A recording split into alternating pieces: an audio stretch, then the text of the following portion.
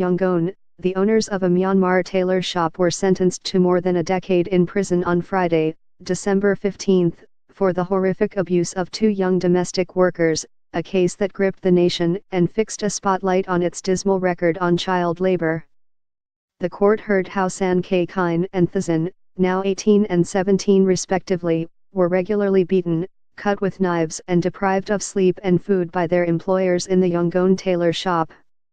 Judges sentenced the store's owner Tin Thursday Zar, 58, and her daughter Sumunde Lat, 28, to 16 years behind bars for human trafficking, child abuse and causing grievous bodily harm. The daughter's husband was also handed 13 years while her brother was sentenced to 9 years for the same charges. Two further defendants were acquitted in a trial that lasted over a year.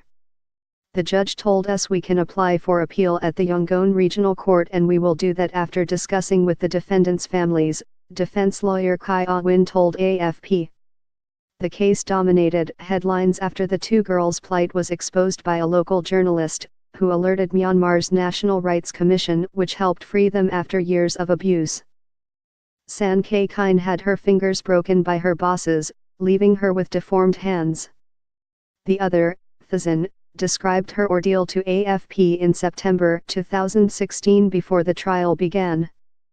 "I have a scar from where an iron was stamped on my leg and a scar on my head as well," she said. "This was a wound from a knife, because my cooking was not okay," she added, showing a mark on her nose. The pair are among tens of thousands of children from poor, rural areas lured by the promise of work as domestic helpers to Myanmar's growing pool of urban, middle-class households. Rights groups say they are at high risk of abuse, but the issue remains under-researched in a country where the judicial system often favors the wealthy. A family friend brought San Kei Kine and Thazin to Yangon, promising to find them good jobs. Once the girls' parents learned of the abuse, they said they repeatedly told the police, but no action was taken, and several attempts to rescue them ended in failure.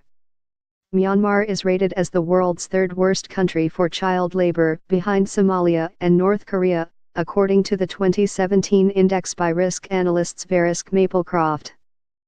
An estimated 10% of children, more than 1.2 million, are in the workforce according to a 2015 ILO survey, with over half working in hazardous environments. Children can often be seen touting goods around Yangon's streets, working in roadside cafes and tea houses or helping bar owners late into the night. Thousands more make up an invisible workforce behind closed doors, where they are especially vulnerable to exploitation.